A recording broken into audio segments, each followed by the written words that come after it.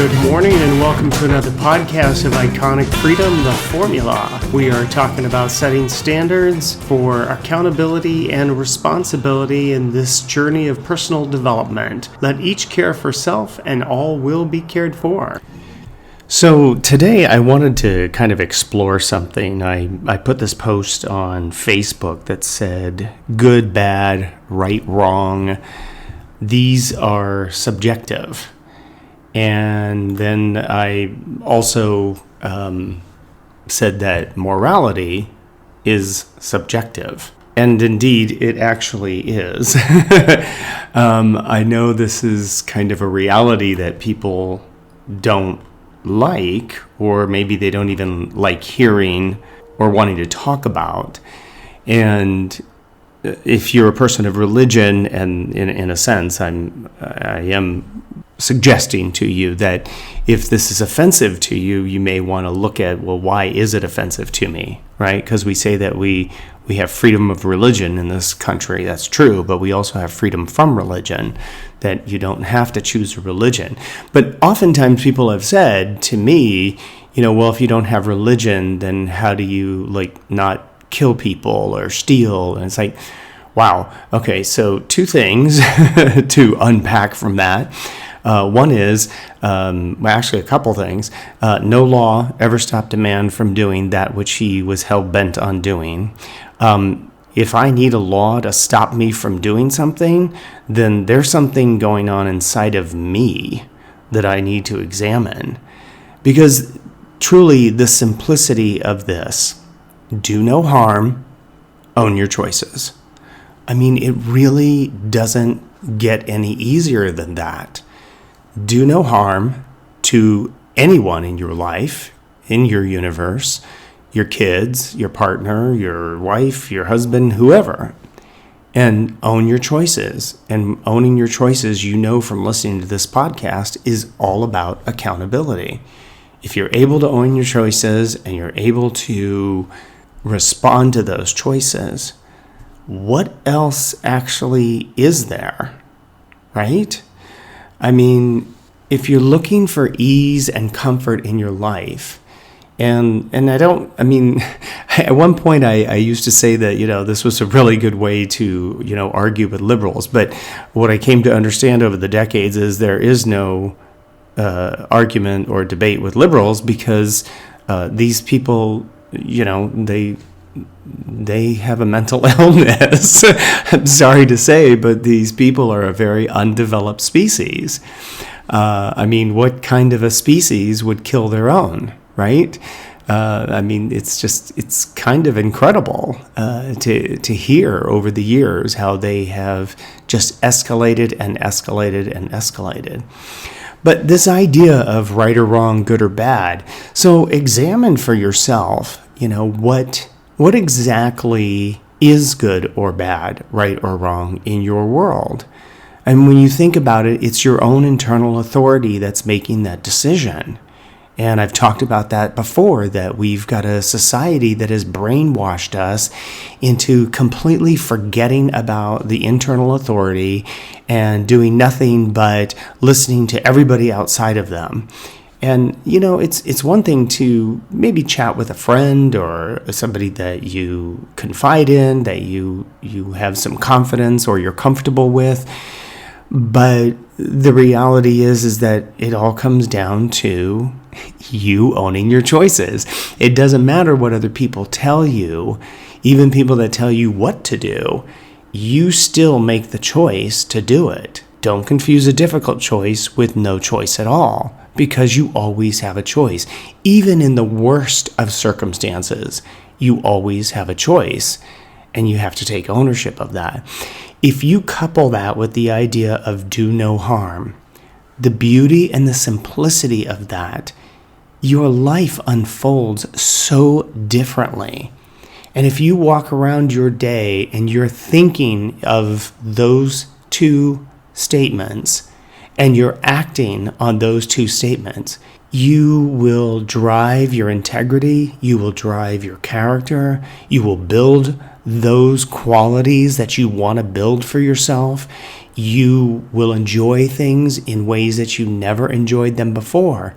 Because what happens is when you say to yourself, I'm going to do no harm and I own my choices, it starts to relieve you, absolve you of having to meddle in everybody else's business. I used to love this term that I used a lot at one point was, who's minding your business while you're so busy minding everyone else's? And this idea of, getting involved in everybody's life because they've created a bunch of drama.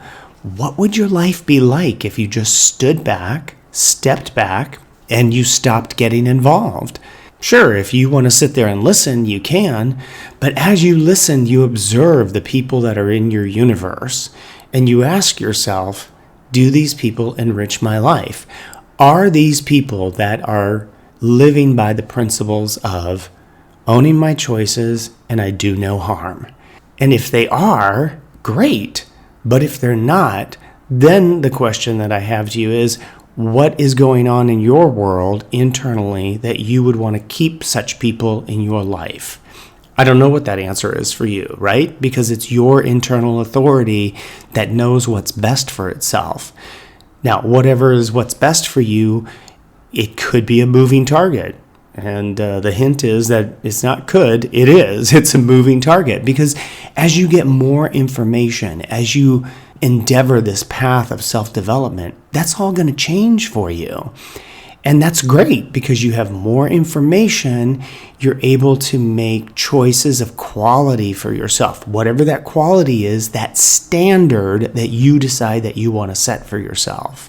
When you explore the idea of good, bad, right, wrong, ask yourself, where did I get that idea from?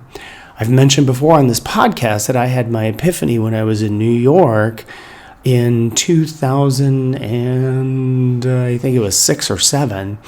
And I was walking around Battery Park City and I'd just gotten off the phone with a friend of mine and something just clicked for me. And when I started questioning everything, every judgment I was making, and that's the other piece, is that it helped me move away from judgment. I don't know what's going on with another person's world. And to be honest, I don't want to get in their head because, there's like crazy going on in there. So my thing is I tell people now, you talk to satisfaction so that you can glean these ideas. You talk through these ideas, these concepts, until you decide, okay, now how do I want to polish this up and now integrate it into my own universe, into my own world, where I do no harm and I take ownership of my choices. And really, I honestly, truly explore, where did you get all of these ideas? Now, for me personally, it had to do with a variety of things that society pushes at us. We see it in movies. I mean, I've said this so many times on the podcast. Movies, TV, writing, all these people with their judgments coming out. And, nobody cares about facts anymore. It's only about your feelings. Well, your morals, so-called morals, are just basically your feelings. I remember arguing before with people that, were religious and talking about morality. And I'm like, doesn't it ever occur to you and seem remarkable that your feeling of your morality just happens to coincide with exactly what it says in your version of the Bible? It's like, do you never question that? It's how the look on people's faces sometimes. It's like, wait, what? What did you just say? Everybody has their own pathway to their world. I would never deny that for anyone. I would never deny the reality that you are existing in and that you are attempting to become cleaner and clean it up and become healthier in that endeavor. If you start asking yourself, well, where did I get the idea? I was sitting at a lunch one time with a friend and I said, I made that comment that, no law ever stopped a man from doing that which he was hell bent on. And he goes, well, I don't even understand that. I go, listen, if I wanted to run through a red light right now, I could do it. Well, no, you can't. I said, yes, I can. I said, what is the mechanism of all of that? I have to own the choice that I'm running through a red light. And then I have to be thinking about, well, what are the top 5, top 10 things that could occur as a result of that? One is, if it's a flash camera, my car might get flashed. A police officer could catch me. I could be in an accident. I could hit another car could hit me. There could be people in the crosswalk. There could be somebody not paying attention that's on a bicycle. I mean, there's all these things. So as I approach an intersection, don't you at some point just have a natural instinct, a natural inclination of your own safety? Do no harm for yourself first. Do no harm to others. Own your choices. Well, think about that if you're walking through your life doing that every day. You go into a parking lot, you're looking for a place to park. I mean, you go into a grocery store, you're walking around with your basket, and but people quite often, and you see them, they're in your universe, you watch it, oftentimes it's quite hilarious, that they are whimsically and unconscientiously just going about their world and just doing whatever they want, la-di-da-di-dee, and it's just like, c'est la vie. This is, without any concern at all for others. Now, I'm not saying that they need to take care of others.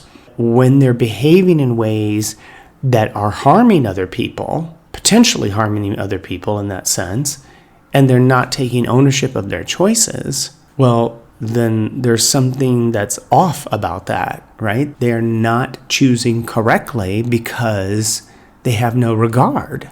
They have no regard for other people, the universe itself. I mean, it's a pretty interesting thing to be looking at. Who is the man that walks down the street and spits on the sidewalk?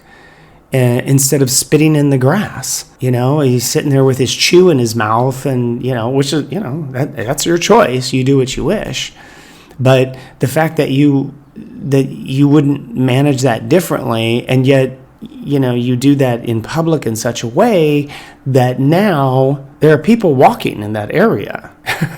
There are people that have to walk around that, or there are people that are stepping in that.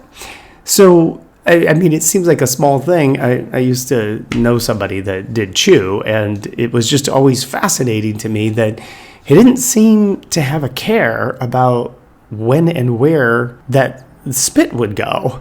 And I know that seems like a weird thing to talk about, but it's just the small choices that we make in our world that create the freedom that we can enjoy more and more. The more freedom you enjoy in your life, the less complicated things will be, the more order you bring to your life, and to be quite frank, the less you're involved in other people's business. You see it, you will recognize it.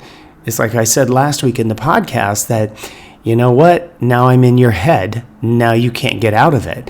Once you cross the threshold of accountability and responsibility, you can't not see it. If you've ever seen the movie The Matrix, some of my most favorite moments in that movie are when Neo is talking with the Oracle, because the Oracle is doing what? Not necessarily predicting a future, letting Neo realize you already know what you know. Now you have to ask yourself, what is it that you're doing in your world that you don't want to know? And I hearken back to last week's, what is the delusion that you are creating for yourself because you don't want to be in the reality? Think about the idea of what's right or wrong, good or bad, because it really is subjective. Science is objective, right? You take a hypothesis, you test the hypothesis, and if it draws a conclusion, you look at the conclusion. And if it becomes a theory, then it's because you can replicate it. But can that ever be shaken? Absolutely. Because if you get more information as society evolves, then suddenly what you thought about gravity actually might not be true, or it's only true in certain circumstances. But if you look at the idea that good, bad, right, or wrong are what's good, bad, right, or wrong for me, the morality I posit to you is your standard. We talk about the formula that it's a standard for you to develop personal accountability and responsibility. Well, you do that through your choices, and you do that through no harm to others. And when you look back at it, if you think about the idea, that is what morality can be for you. You can define morality because it is an ever-moving target, so to speak. When people start dictating to you what morality is, then you know what? These are people that want to control and manipulate. For me, I don't care. Set your morality as you want. If you want to take these concepts and you want to look at the idea and examine for yourself what's good, bad, right, or wrong, that's great. If you don't want to, that's great too. You are free to do whatever you want. But now it's in your head that when you go about your world whimsically and unconscientiously making choices that harm other people, this conversation is going to harken back in your head. That, there's a little Greg sitting on your shoulder going, hey, psst. Life whispers in your ear. It taps you on the shoulder and it smacks you upside the head until you figure it out. Okay, so I hope that you're enjoying this podcast series. I wanted to give a shout out to a Facebook friend, Tanner, who we connected just recently, and it was really great. And he said that he found my podcast and he was listening to it while he was working, and he's binging it. And I'm like, wow, you're my first binger. It was kind of fun. But shout out to you, Tanner. Hey, man, it's good to be Facebook friends, and I hope you continue to enjoy these and that they're useful for you. And we are at the end of another podcast. Thank you so much for joining me. Hit that like button if you would. Share this with your friends and family. You never know what they might get out of this.